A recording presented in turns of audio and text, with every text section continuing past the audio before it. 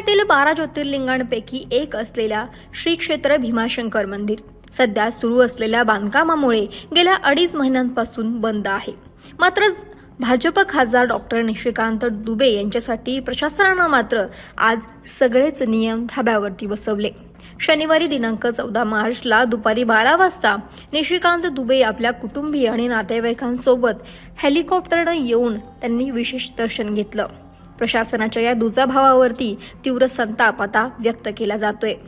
भीमाशंकर मंदिराच्या सभा मंडप आणि पायरी मार्गाच्या बांधकामामुळे जिल्हाधिकाऱ्यांनी हे मंदिर 9 जानेवारी ते 9 एप्रिल 2026 या कालावधीमध्ये संपूर्ण बंद ठेवण्याचे आदेश दिलेत। स्थानिक नागरिक आणि भाविकांनी हा निर्णय स्वीकारला होता। नुकताच झालेल्या महाशिवरात्री उत्सवावेळी सुद्धा हे मंदिर बंदच होतं। अगदी पत्रकारांना सुद्धा या ठिकाणी मज्जाव केला होता।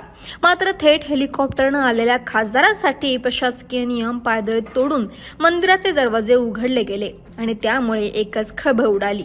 सर्वसामान्य नागरिक आणि भाविकांसाठी हे मंदिर बंद आहे। मात्र भाजप खासदारासाठी हा नियम लागू नाही का असा प्रश्न आता उपस्थित होतोय। भाजप खासदारांच्या या व्हीआयपी दर्शनाची उच्चस्तरीय चौकशी करण्याची मागणी होते। याबाबत पुण्याचे जिल्हाधिकारी जितेंद्र डुडी यांच्याशी संपर्क साधला असता त्यांनी या प्रकरणावरती आश्चर्य व्यक्त केलं। प्रशासनाकडून दर्शनासाठी कोणतीच अधिकृत परवानगी देण्यात आलेली नव्हती। या घटनेबद्दल मला कोणतीही माहिती नाही असं त्यांनी सांगत या प्रकरणातून हात झटकले। त्यामुळे मंदिर प्रशासनानं नेमक्या कोणाच्या दबावाखाली हा निर्णय घेतलाय असा प्रश्न आता उपस्थित होतोय।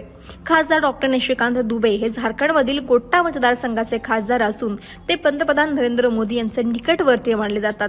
निशिकांत दुबे केवळ या दर्शनामुळेच नव्हे तर त्यांच्या जुन्या वादग्रस्त विधानांमुळे सुद्धा महाराष्ट्रात चर्चेत राहिलेत।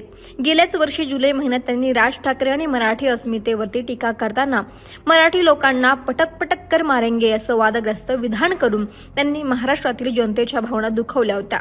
अशा वादग्रस्त नेत्यासाठी भीमाशंकर मंदिरात मात्र सर्व नियम पायदळी तुडवल्यानं स्थानिकांमध्ये संतापाचं वातावरण निर्माण झाले। त्यामुळे आता या प्रकरणाची चौकशी होते का हे पाहावं लागेल। महाराष्ट्रातील सर्व बातम्यांचे विश्वासार्ह व्यासपीठ सकाळच्या सर्व सोशल मीडिया प्लॅटफॉर्मला लाईक, फॉलो आणि सबस्क्राईब करा। तसंच सर्व नोटिफिकेशनसाठी बेल आयकॉन प्रेस करायला विसरू नका।